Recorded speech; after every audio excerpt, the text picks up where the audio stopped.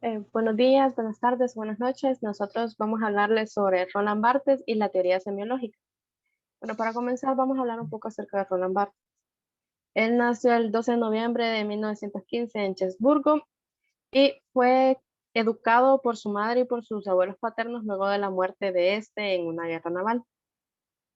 En 1934 sufre de hemoptisis y esto lo llevó a tener muchos años con esta enfermedad, con tuberculosis, pero eso no le impidió seguir con sus estudios y con sus trabajos. Viaja a muchos países y en uno de esos viajes conoce a Greimas, quien le aconseja tomar a Saussure como mentor, por decirlo así. Bueno, las obras, tiene una gran cantidad de obras, pero una de las pocas sería El grado cero de la escritura, Mitología, Sistema de moda, Fragmentos de un discurso amoroso, Lo obvio y lo obtuso. Em, También Roland Barthes por él mismo. La teoría semiológica de Roland Barthes, el lenguaje de los discursos, la ciencia de los signos y la teoría de una de sus experiencias menciona la clave de la lectura de sus trabajos, dividiéndolo en tres momentos: el deslumbramiento por el lenguaje, el de la ciencia y el del texto. Yo les voy a hablar un poco acerca del primer momento. En esta etapa, en el primer momento, se deben leer El grado cero de la escritura, Michelet y Mitologías.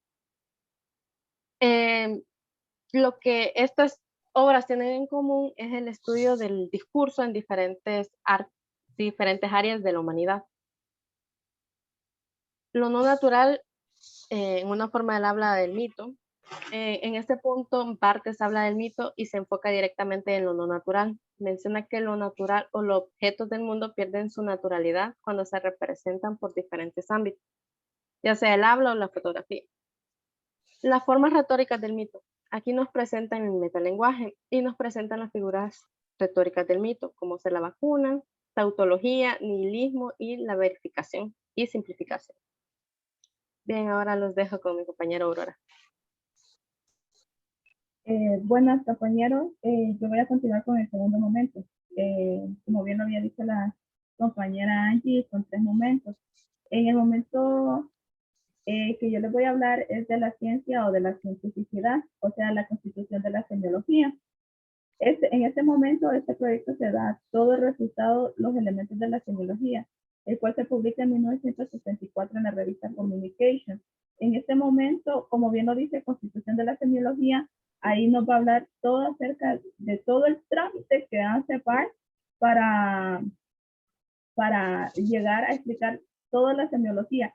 En esta constitución también nos va a hablar acerca del proyecto de la moda. Siguiente diapositiva.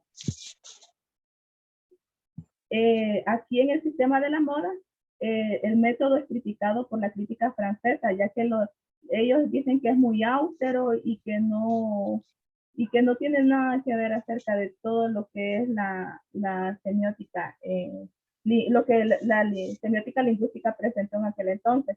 Entonces él obviamente no se queda callado y él comienza a refutar todo esto. Nunca se escribe directamente sobre la moda, dice él, y él habla acerca de la denotación, porque él es lo que quiere transmitir, aparte de decir que la denotación va alineado con la connotación, que esa es la parte final. Si vamos a ver la relación de la estructura según Barthes, él da como ejemplo esta estructura, significante moda, significado moda y connotación moda, que él claramente lo explica en el proyecto, él muy bien lo explica y él nos dice que el significante moda comienza a explicarlo todo detalladamente con la ropa. Siguiente, pues, es diapositiva.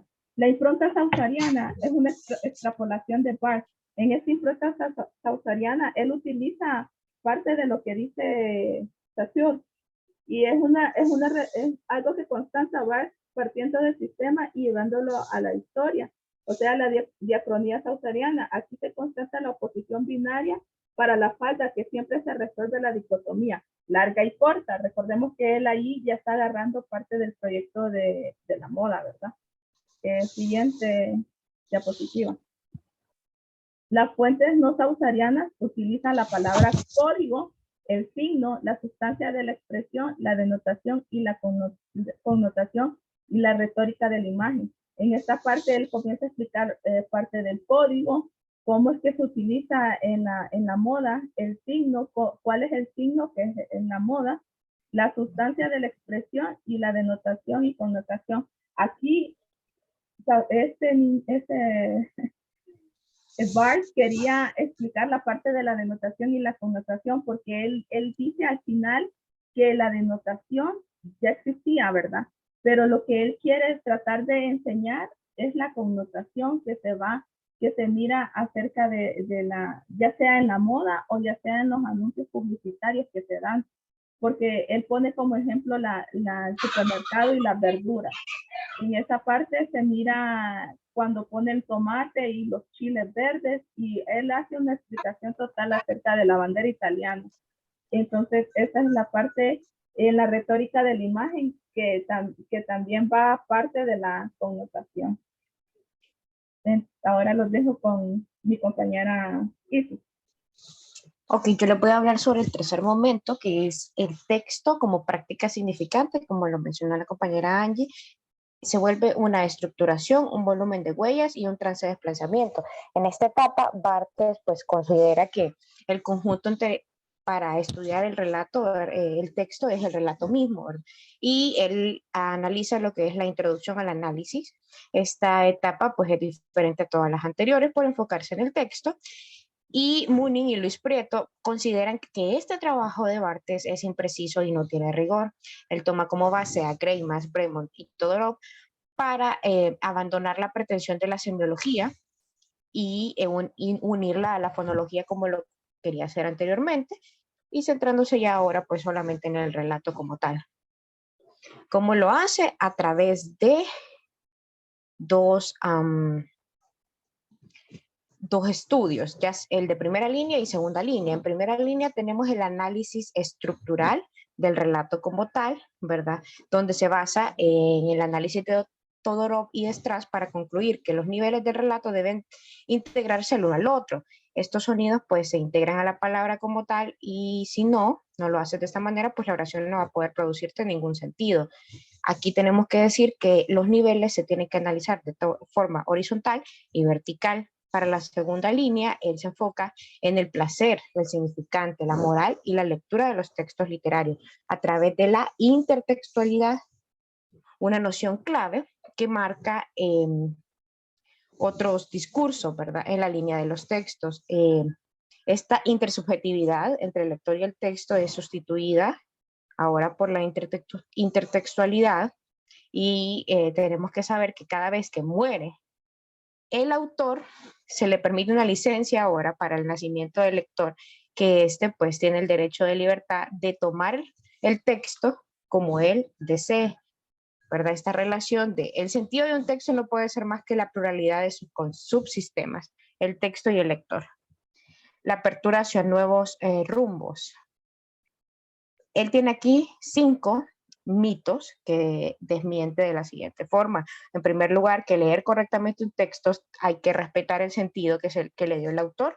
Ya nos dijo, ¿verdad?, anteriormente, que Barthes intenta demoler ese sentido de que solo el autor como tal puede darle sentido al texto, sino que son los mismos lectores, ¿verdad?, los que circulan y asumen lo que el autor quiso decir.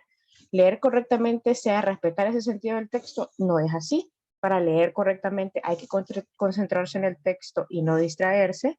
Tenemos que saber que un buen texto va a permitirnos desconcentrarnos de él, ¿verdad? Quitar la mirada del texto, pensar en otra cosa y volver.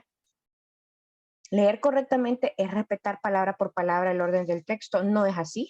Es el ritmo de lo que se lee y no lo que no se lee, ¿verdad? Lo que constituye los grandes relatos. También rompe el mito típico, ¿verdad? Que dice que la lectura como tal es una práctica fundamental para acrecentar los valores del espíritu. Igual la práctica del significante, ¿verdad? Y no del significado ocupa también un lugar importante en esta época. En Roland Barthes, en Roland Barthes, por Roland Barthes también tenemos que el sistema prevalece sobre el ser de los objetos. Y como conclusiones podemos decir que Barthes sensibiliza los signos desconocidos hasta ese momento, le da un nuevo auge y los muestra en el sentido pues del habla cotidiana, nos hace desarrollar ese olfato semiológico. Para los teóricos, la obra de Barthes pues ha sido muy importante por ser abierta y en un sentido pues inagotable. Todorov en mayo del 97 dice que Barthes pues no solamente es un ensayista, sino todo un escritor que utiliza pues sus ideas como materia para los libros, es todo un ideólogo, no solo un pensador. Gracias.